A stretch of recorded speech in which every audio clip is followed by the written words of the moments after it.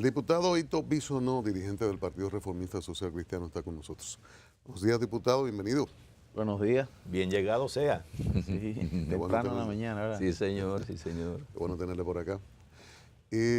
Diputado, la actual situación con relación al interrumpido diálogo de los partidos, desde el ámbito del Partido Reformista se pide intervención del presidente Medina en todo esto, pese a que ese bloque opositor lo ha tirado ilegítimo a partir de que cuestionan el resultado de las elecciones. ¿Cómo usted ve todo este panorama? Cristian, nosotros tenemos una visión un poco global, se puede decir, porque los modelos políticos no son exclusivos. Lo que estamos viendo en República Dominicana es parte de lo que está sucediendo en muchas partes del mundo. Y los que nos dedicamos a la política y sacamos algún tiempecito para leer o podemos estar presentes en algunos modelos diferentes en otros países, vemos que las cosas van cambiando y no podemos solamente fijar posiciones porque nos conviene a nosotros o verlas hacia afuera, sino tenemos que ver el sistema completo. ¿Qué está pasando con los partidos políticos? Los actores que hoy están participando de las cúpulas de los partidos políticos son los mismos actores de siempre, incluyendo el mediador. O sea, se está discutiendo lo mismo sobre las mismas bases y con las mismas personas, que al final cada uno tiene sus improntas y han tenido sus oportunidades. Entonces, yo creo que definitivamente tenemos que hacer planteamientos y tenemos que buscar que las reglas del juego cambien y nosotros cuando nos toque o aplicarlas o cumplirlas, pues hacer lo que nos toca, ¿verdad? ¿A qué me refiero? Bueno, lo que está pasando hoy, nosotros lo vimos cuando el Partido Reformista tenía mayoría, cuando el PRD tenía mayoría y ahora que el PLD tiene mayoría. Y los actores siguen siendo los mismos. Y al final, ojalá que no sea un reparto igual que antes. La Junta de hoy, ¿quiénes son?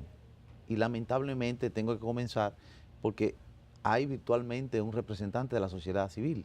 Aquí no viene de participación ciudadana. Quieran o no, viene con una formación y con una visión del sector de la sociedad civil. Kiko Félix lo recomendó el Partido Reformista en la presidencia del ingeniero Antún. Eddie Olivares, el PRD, PRM hoy, ¿verdad? Y la Graciano y quizás el mismo presidente, el PLD. Bueno, y hoy los mismos partidos están reclamando cambio y con un legítimo derecho, buscando perfiles. Y yo diría, los perfiles que en otras oportunidades hemos logrado, aunque no sean del electoral del que tiene la mayoría. Juan Zuli Bonelli fue un gobierno reformista que se nombró. ¿Con qué perfil? Con el perfil de un hombre íntegro, con el perfil de un hombre que pudiera hacer las cosas sin temor a parcializarse. Pero si era por descalificarlo, ¿de dónde venía? Bueno, del adversario político que Balaguer más de frente tenía. Y lo dejó por escrito incluso, porque hay carta de Balaguer diciendo que el papá de Juan Zuli Bonelli, don Fello Bonelli, era el hombre que más daño le había hecho políticamente en su vida. Ahí lo recoge un libro reciente. Sí. Pero sin embargo, la impronta de Juan Zuli Bonelli está ahí, de Estrella Sadalá está ahí, y de muchos hombres. Que había sido funcionario de gobierno del PRD. Entonces, yo creo que todo este proceso lo que nos tiene que llevar a darnos cuenta que los partidos están dejando de tener credibilidad, que la gente va y vota en un porcentaje altísimo, como quizás no se hace en ninguna parte del mundo, pero hay que preguntarse atrás de qué andan. Los partidos políticos no pudieron hacer primaria o no la hicieron, ni siquiera el partido de gobierno, que fue el que peor salió con respecto a eso, porque trató de coger 4 únicos síndicos y bajo muerto y después encuesta tuvieron que señalarlo. ¿Usted cree que existiendo un Senado como el que tenemos actualmente configurado, con una mayoría abrumadora PLDista, la elección de los nuevos miembros de la Junta Central Electoral no debe ser precisamente una decisión de ese órgano en función de que es la Constitución de la República que le confiere esa potestad. Ese es otro tema, la institucionalidad. ¿Qué nosotros queremos?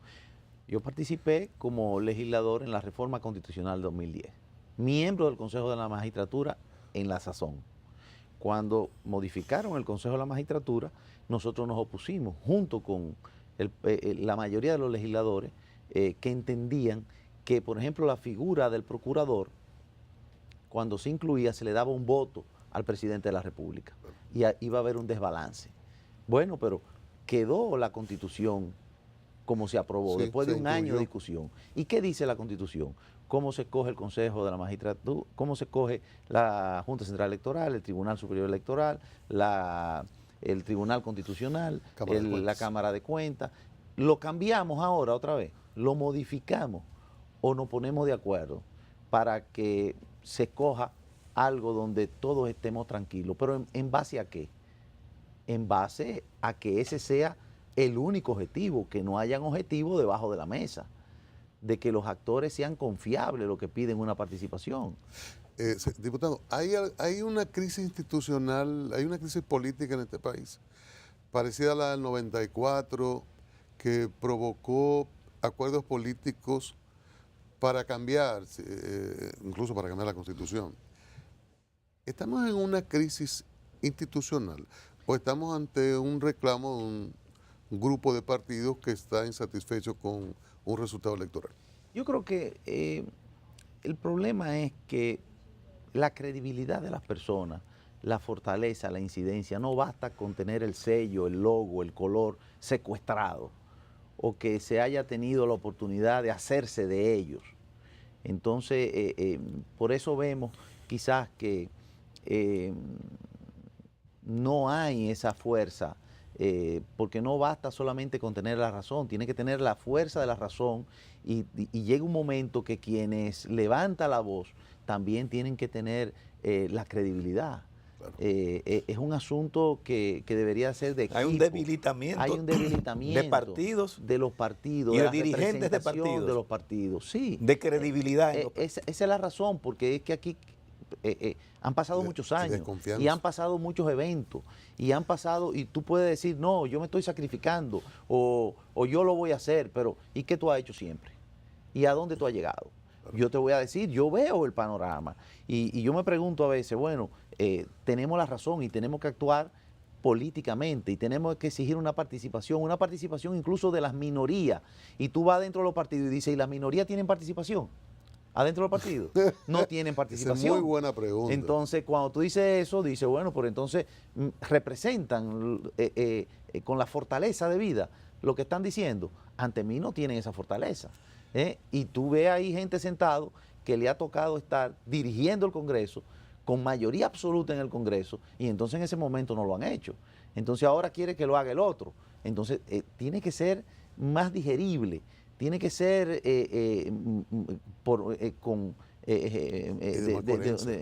algo con más equipo, con más representación, pero lo quieren tener secuestrado y a veces tú dices, bueno, ¿qué estarán hablando? ¿A dónde quieren llegar? Más de lo mismo, que confíe, que tenga paciencia, pero ¿por qué si me han engañado 30, 60, 100 veces? Diputado, se está dando una situación ahora muy extraña. El sector encabeza el PRM que cuestiona la legitimidad de Danilo Medina fue a un escenario para discutir la ley de partidos, hizo otro tipo de reclamos, hubo otro tipo de discusiones, al final se retira, condiciona seguir a que el Senado limite su facultad de seguir examinando aspirantes a ser miembros de la Junta Central Electoral. Y desde el ámbito de su partido, los dos dirigentes principales de su partido sugieren la mediación y la intervención del presidente Danilo Medina, a quien han considerado ilegítimo. Y yo decía hace un comentario, el beneficiario del crimen. Yo no lo entiendo. Usted como dirigente del Partido Reformista como esta propuesta vino de Quique Antún y Genao ha estado alimentando esto, no sé si lo discutieron. ¿Cómo es esto? ¿Cómo llamar a Danilo Medina si se supone que es ilegítimo, beneficiario del crimen y que incluso la oposición se ausentó de ahí por esa situación? ¿Cómo ir a su despacho ahora? ¿Cómo pedirle que salve una situación? Bueno, yo quizás tengo la misma pregunta. Todavía nosotros después de eso o días antes de eso no nos hemos reunido para ese tipo de planteamiento. Sin embargo, debo decir que ellos son los representantes del partido y colegiadamente y dentro de democracia, aunque sea una democracia manejada o una mayoría armada, ellos son los representantes del partido y nosotros nos sujetamos a eso. Pero deben reflejar la situación del partido. Obviamente, porque si no se pierde esa fortaleza o al final hay voces que se sienten que no son parte, ¿verdad? Y yo me pregunto exactamente lo mismo, son visiones políticas diferentes. ¿Qué creo yo? Bueno, de un 30 a un 60 que terminan unas elecciones, ya no se van a hacer elecciones. Yo creo que también deberíamos de estar pensando en el código, en la reforma eléctrica que hay que hacer. Sin una reforma eléctrica donde hay un subsidio de 2.000 o 3.000 millones de dólares, no puede haber una modificación en cuanto a los tributos, en cuanto a una reforma fiscal. Entonces debemos de estar pendientes de hacer propuestas a los partidos, a eso me refiero. Que está aplazada. Que está aplazada por eso. Dijo que el año que viene obviamente, porque no se puede hacer un pacto fiscal con un hoyo o sin tomar en consideración 3.000 millones de dólares.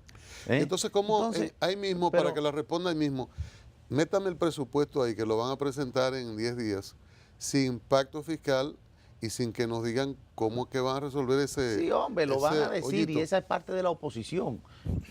Nosotros tenemos como oposición que estar viendo desde ahora el presupuesto para señalarle que vuelven otra vez a presentar un presupuesto deficitario con 200.000 o 300.000 millones de pesos en bonos soberanos, con una presión fiscal sobre el presupuesto y con una presión de que tenemos que tener un 50% de nuestro PIB comprometido con endeudamiento y intereses del endeudamiento, que no se puede seguir. Bueno, que hay una teoría de una corriente económica que dice en los Estados Unidos tienen 123% del PIB en endeudamiento, pero nosotros no somos los Estados Unidos, no tenemos la misma economía. Nosotros ya estamos ahogados, un dólar que presiona la barrera de la realidad que se está vendiendo, una falta de empleo para los jóvenes, una inseguridad que es producto de que el dominicano pueda acceder al trabajo. Hoy se sorprenden de que el 70% de los pobres son mujeres, las mujeres son solteras, son madres que no tienen cómo buscar el sustento de sus hijos y tienen 2 o 3 hijos además por una falta de política de planificación familiar. Eso es lo que tenemos que hablar en la oposición. No es con Rosario, porque el PRM y su partido están con Rosario, peleando contra Rosario. Es que no es eso. Incluso, volvemos otra vez al inicio de tu pregunta, a veces también nos preguntamos, el diálogo es para discutir lo que el Partido Reformista propone como código electoral. Se desvía a los candidatos, que también es un tema porque es político, pero vamos a romper el diálogo total. No vamos a tener ni ley de partido, ni ley de Junta Central, ni garantías del Tribunal Superior y la Junta Central.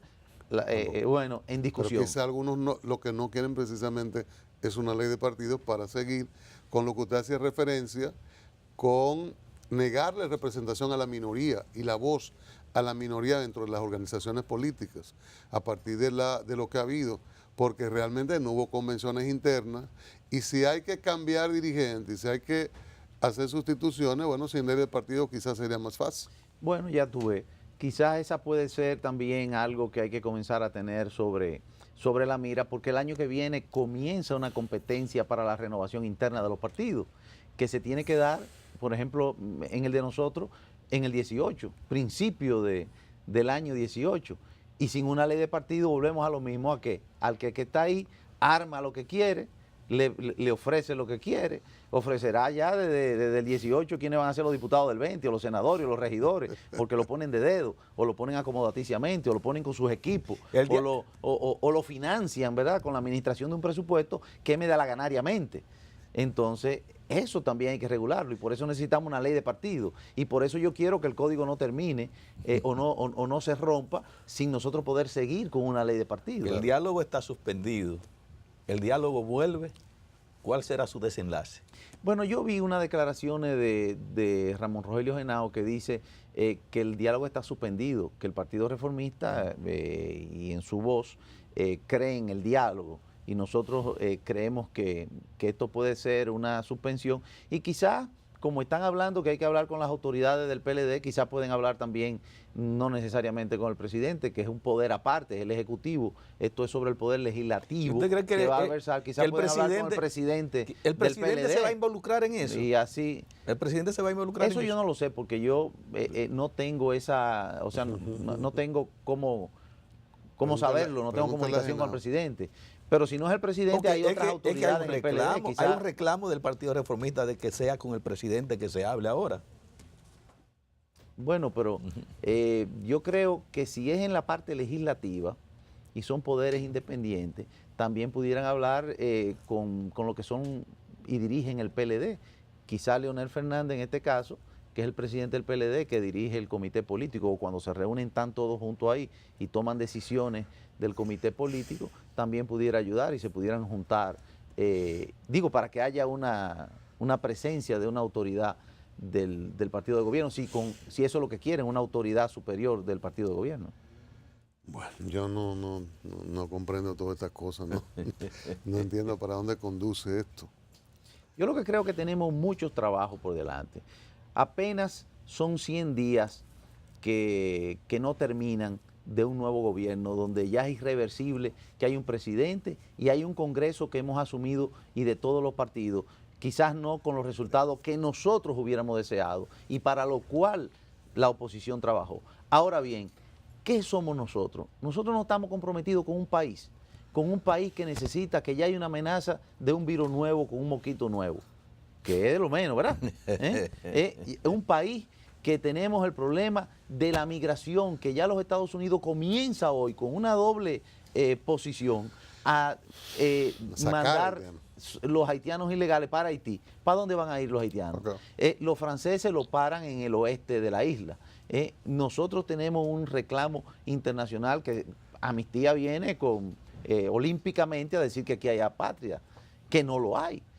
Son temas que nosotros tenemos que ocuparnos. El medio ambiente aparece en todas las páginas con los ríos desbordados y lo denuncian los mismos funcionarios del gobierno o los mismos representantes del gobierno. ¿Dónde está la oposición? Somos nosotros que tenemos que asumir que hace 12 años que están degradando cada vez más los ríos y que no lo han parado. Nos van a quitar el discurso la misma gente que tienen que poner las reglas y que tienen que hacer cumplir lo que no se está cumpliendo. El pacto fiscal, el pacto tributario. El gobierno denunciando la inseguridad. Están asaltando en la calle con armas de guerra y lo que están participando con cualquier hecho que tenga que ver con armas, con inseguridad. Hay que aplicarle una ley que viene del litoral del Partido Reformista, a quien sea. Entonces, de eso que nos tenemos nosotros que ocupar, porque también nosotros representamos a una República Dominicana que tiene que cambiar para darle oportunidades a los que no tienen oportunidades. Con respecto a la depredación de los ríos, habrá que decir que desde el gobierno dirán, bueno, si la oposición no denuncia, vamos a denunciar nosotros, bueno, porque ya no hay salida. La oposición está entretenida en otra cosa. La Junta. Bueno, con ese discurso, sí, veremos en qué para, ¿verdad? Bueno. Un cafecito Santo Domingo, a ver si uno se entiende. Sí, señor. Mejor café del mundo, sabor que inicia en el aroma. Cafecito Santo Domingo tan deseado por los del partido oficial, por la oposición, por todos. Estas son de las cosas que nos unen, como nos une hoy el 60 aniversario de Virgil. Dios, de Osvaldo Virgil. ¿Verdad que sí? O como lo tiene que unir el retiro de David Ortiz, que ya lleva 36 jonrones, ¿verdad? El mayor de 40 años, qué grande, con mayor, o Sánchez, el nuevo Gary Sánchez. que el carismático pelotero que Sí. Acabando los en el Yankees de Nueva tiempo York. más corto ha dado, ¿verdad? Mayor También cantidad de más jonrones. honrones. Entonces, hay muchísimas cosas. Hay que muchísimas nos unen. cosas buenas. Hay cosas de las que uno se agarra porque ya no hay salida, como dice. Mire, y su amigo Mario Vargas Llosa. Bueno, hemos visto que ha venido a la República Dominicana, que se atrevió a decir que es una locura que le dieran el premio, ¿verdad? Después de... no está de más fijar que nosotros no estamos de acuerdo con aquel artículo que él publicó. Correcto. Y yo creo que en base a lo que el hijo de él le habrá explicado, porque él mismo después ha dicho que quizás las cosas no son tan así, vamos a decir eso. Incluso nos encontramos con él en una oportunidad en Perú y le preguntamos, pero ¿y esto? La información que tenía en este momento, y no creo.